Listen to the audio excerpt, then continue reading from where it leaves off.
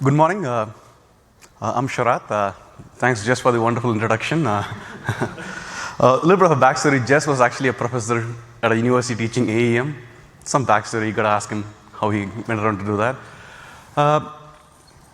Okay. In a moment, I'll introduce my colleague, Campton, who will come and talk. So who are we? So we're from Autodesk. So if you've not heard of Autodesk, it's a leader in 3D design and animation software company. It's been in business for about 35 years or so, based out of San Francisco Bay Area. The company produces, has about 100 plus different animation design software products. Some of the products that you might have heard are AutoCAD, Maya, Revit, and whatnot. So if you've ever driven a car or a skyscraper or anything that's designed by a human, it's probably done using our software. Our CEO had an old saying that if God hadn't designed something, it's likely that our customers designed using our software. Okay. So a little bit of our journey with Autodesk, with AEM and Adobe, and 3Share. It started in around late 2012. And then our first milestone was launching our first property, Autodesk.com, on all the local sites. It's about 22 languages, and I want to say about 42, 43 local sites.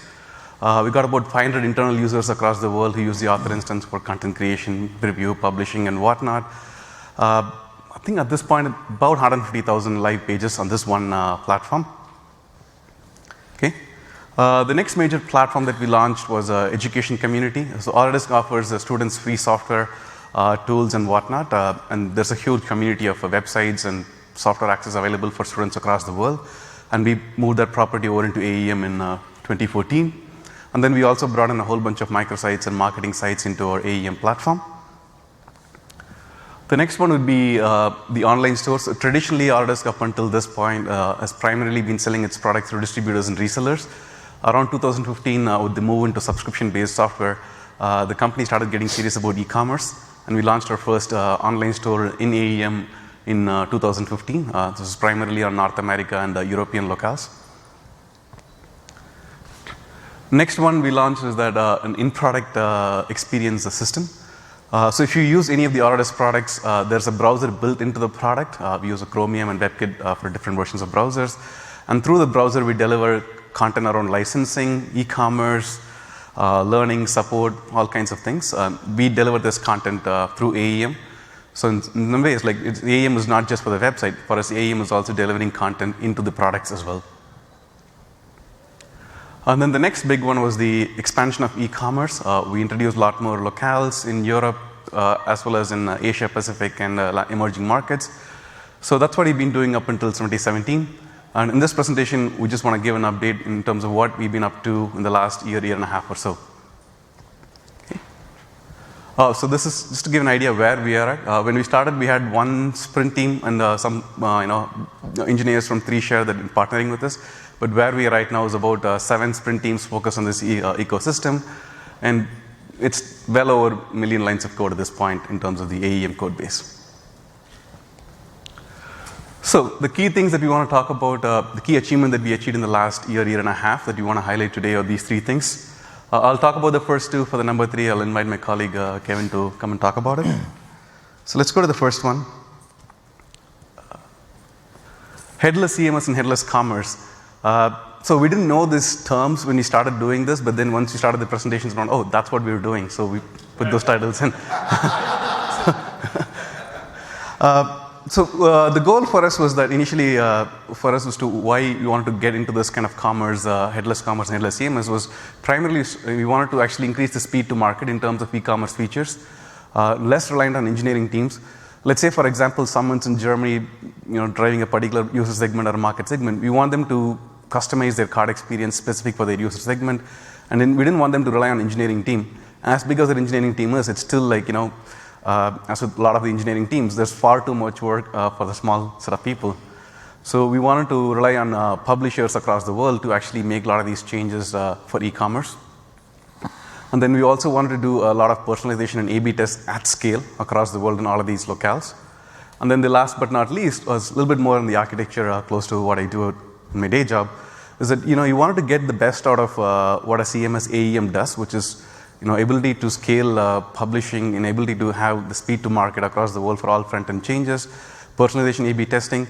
But you also want to have your front-end developers focused on framework like React. It could be React or Angular. We picked React because that's what we use in our company. And then we also wanted to get the best out of microservices. So the idea was that so each of these architecture patterns has tremendous benefits. Can we leverage all of these? And the answer is yes, and we could. And we're seeing huge benefits from that as we speak. So how did we achieve this? Again, I saw some of these slides and presentation in the last 6 months, 1 year, and then I sort of borrowed those concepts, like this is what we're doing. But the concept, the way we interpreted it was that we wanted to have a bunch of front-end applications, things that are running on browser, mobile, desktop, or whatnot. And then they are connected to a REST API for a specific e-commerce functionality. And they're also paired up with particular AEM components or a component library. And then you're able to access all of this content as APIs. So if you're a React developer, all you're saying is, I got 2 APIs that I need to consume. One is from a CMS delivering all the content visuals and whatnot, and the other one is a microservice delivering the functionality. All I do is React development all day long. If you're building microservices, you're devoid of all the context. All you do is microservices. And if you're doing AEM component, you're really focused on the publishing or authoring experience, the content creation experience. So we're able to get the best out of these 3 different architecture patterns. So going a little bit more in the depth, so I'll just take one example. This is an example flow for a new subscription. So the idea is that we have multiple, we're still working through some of the experiences. We launched the web. We're working on in product right now. Very soon we're going to launch the sales agent portal as well. Essentially these are React.js applications deployed in different contexts and browsers and whatnot. And then at the core, we have a library of React components. They are just React components that pair into a microservice and an AEM component. And then the way we work is that, because we work for e-commerce experiences across the world, our React team really focuses on building these React components for different capabilities. Let's say, for example, we want to onboard a new payment method in, say, Japan. For us, what it means is that you got to find that microservice, built in-house or through a partner, whatever works for that particular locale and particular payment method.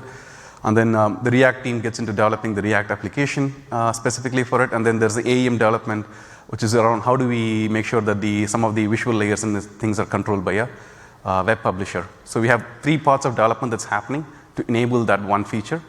So that's how we approach the rolling out of e-commerce experience. It's essentially a Lego block of e-commerce functionalities that can be assembled by a publisher to roll it out to different markets. Just a little bit more in depth, just to take an example. So for example, just take a cart component, right? So the colored boxes are React components. They fit into a React library of the cart component or cart library. And then each of these components pairs to a particular microservice, pretty much REST APIs for the most part. There are small exceptions for that. And then you also pairs to an AEM component, which delivers those content settings as JSON. So as the React component, you're consuming 2 different APIs, one for content and one for the microservice. And finally, all of these applications are stateless, and we have a layer, we use Redux to manage state between all of these components on the front end. So that's how we were able to implement a hybrid, headless commerce and headless CMS. I'm still not up to the terms, but I'll get there. But you get the concept. Okay, so that's the first major highlight for us. The next one is inner source. So because we have so many of those AEM stacks, multiple AEM stack, by stack what I mean is the dev, QA stage, production, like an entire stack doing one business application.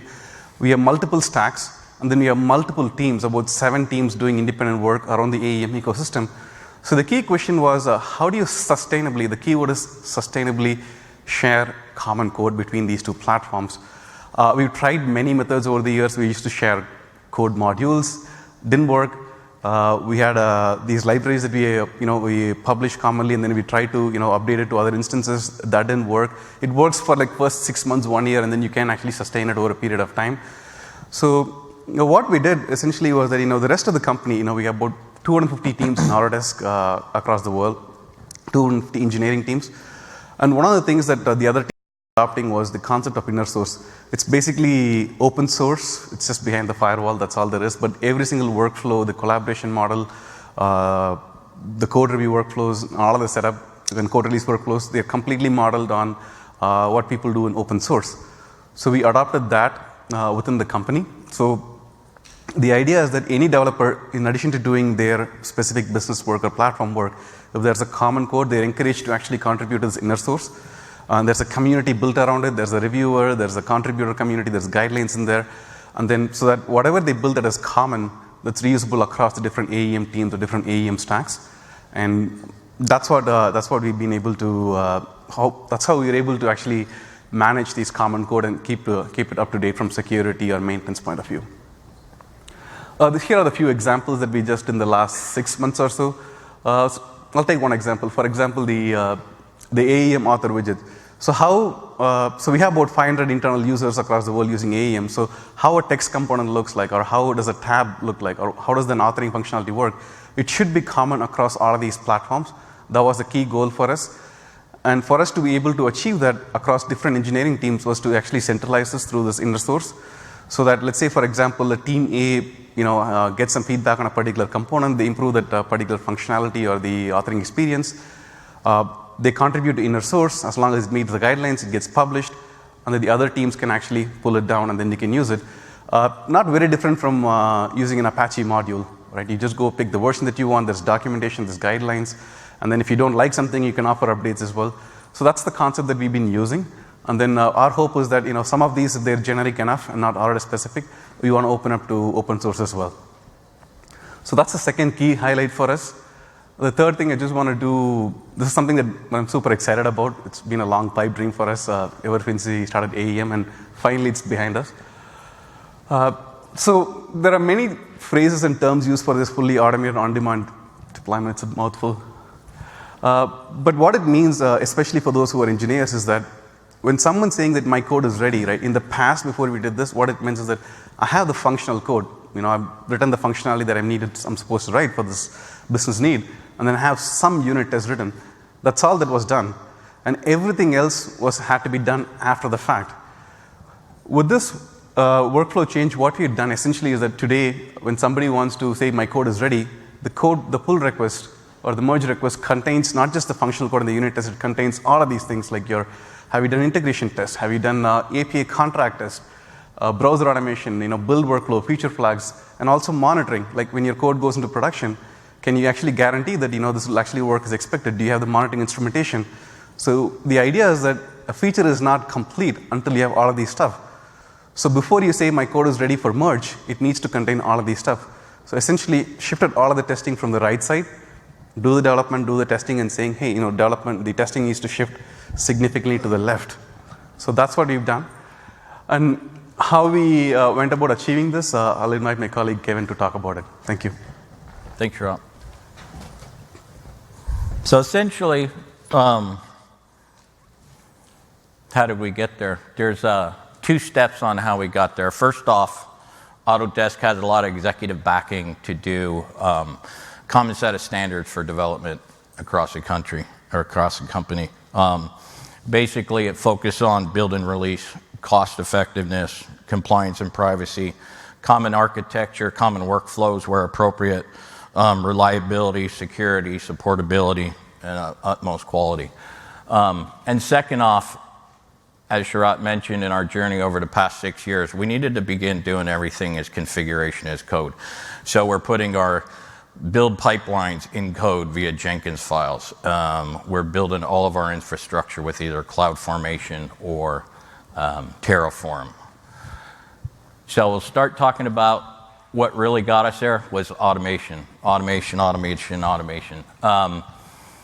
As Sharat mentioned, we have consumer-driven API contract documentation and testing in every pull request that comes through that gets deployed. We also do UI validation, parallel execution of browser and mobile tests in every deployment. That includes a Cucumber framework as well as Selenium and back-ended at Sauce Labs. We're using Docker containers heavily for both build and deployment or build and test. We also allow the engineers to pull those Docker build containers down so they can do their local development consistent with our production pipeline.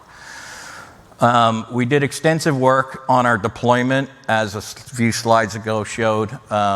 We did a bunch of work with release metadata management. So in our production deployment pipelines, we actually retrieve our metadata out of our Artifactory. Nothing gets published into Artifactory until it's qualified with our contract testing and mobile testing. So we know anything coming out of Artifactory is releasable. Jobs will execute, go pull the metadata out, build a JSON file with what modules are the latest releasable objects, and the staging and production pipeline act on that to deploy those into the environment. We're using CloudFormation and Terraform for building AEM and our build systems and our service stacks. In fact, we even use Jenkins to build Jenkins. Jenkins is running a Docker container for us. We have another team that drives Jenkins upgrades services for us, and that way we can really focus on the automation at hand. We built a set of self-service tools for our engineering teams, and basically that allows them to do the work they need to do without logging into systems, without reaching out to operations or to DevOps teams. We can block deployments if they deploy something to one of the dev environments or the QA environment, and outside of normal automation testing in the pipeline, if they need to do some manual work, they can go ahead and block that environment so another pull request won't be executed and deployed into the environment. Parallel execution, we can clean Maven metadata. The engineers can log into Jenkins and run a job to clean metadata out of the workspaces. They can clean storage space. We can manage our AWS secrets, and these are all from administrative jobs that the engineers can log into Jenkins and execute. That way they don't have to manually go run things on their desktop, log into environments, log into Unix boxes. It saves just a lot of time for everybody. We have Akamai cache clearing as an automation through Python for all of our deployments. And we built an extensive set of shared libraries called the Pipeline Shared Library Set in our Jenkins pipeline. And what that does is, as we enhance our tool sets, we're able to make the change in one location, and it's active across every Jenkins file and every pipeline. That's huge because we have 20 or so active branches across 7 different teams, and if we just had to go in there and modify that many Jenkins files, it just wouldn't be effective. We did a lot of work with building self-sufficient teams, as I stated, with the workflows that we built for them. When we started this journey 14 months ago, we started with extensive training and onboarding the Jenkins pipeline with our engineering teams. We had a whole plan where they'd spend X amount of time per week training with us and going through slides, going through videos. We have those all available for reference for our engineering teams, as well as onboarding new employees. They can go look at that and get up to speed pretty quick with what we're doing in our pipelines. Our developer local setup can be identical to the release pipeline and build in Docker containers, building through Docker containers. We have, out of one of our hackathon projects about a year ago, one of our teams came up with a stack dispenser for local development. And what that is a Dockerized AEM instance. So they can pull that Docker instance down, run the job, load up content particular to whatever stack they're running, and have a local environment set up with AEM, a build container to do their pipeline work, and deploy it right into an AEM instance. Developers are accountable for all tests, unit, integration, performance, and browser in the pipeline. Our developers have access to control their whole production pipeline as the Jenkins files right in with the code base. One of the big benefits is now developers can deploy to production anytime. As soon as a feature is ready to go, they can deploy it. And it doesn't matter if you're a QA engineer, if you're a front-end developer, or a back-end engineer. They still have the access to go execute the deployment, prep up the deployment, go ahead and do the deployment, and get it into production ready to go. This saves us time with release engineers. We don't have to reach out to a release engineer or an operations staff to do deployments. And it saves a lot of time in release planning. We don't have to get 20 people together to go through a checklist and decide we're deploying version 1 of this module, version 5 of that module. It's all automatic with our metadata work. The final thing is multiple deployment surfaces for development. Sharat loves this term. So basically what this is, it's a big term for multiple dev environments. This allows us to service multiple pull requests at any time. Basically, when the job runs and begins deployment, it locks that environment. So the deployment happens without anything overwriting it or coming into it. It also executes the browser test suite, and once the job is done, it unlocks it and it's available for the next one. So we can have, right now, I believe some of our environments have 2 devs or 3 devs, so we can run 3 different pull requests at a time, since the code and the tests are all integrated into the same module set. Right here's a depiction of the UI validation dashboarding that comes with every deployment we do. These are all in Jenkins. And here's our code coverage reporting. This basically comes from any job that executes with static checks in them. And we'll run a coverage report for every build that happens, whether it's a branch or a main line. And finally, here's a developer-driven dashboard out of Dynatrace. This allows them to quickly update and add dashboards and look at whatever they really need to look at on a concurrent basis. What's in the pipeline for this year? We're going to roll out on-demand release workflows for the last remaining AEM stacks. We're going to look at an AEM 6.5 upgrade because we're running 6.2 right now. We're going to do some more real-time analytics-driven user journey orchestration for our transactions and our checkout process. And we're going to start adding load tests on every commit and every PR that comes through the pipelines. And then basically, we're going to continue enhancing all of our tool sets. That's about it. Here's our About Us information. Reach out to us. We'll be here. Ask us questions. Send us an email. And we'll go from there. Thanks.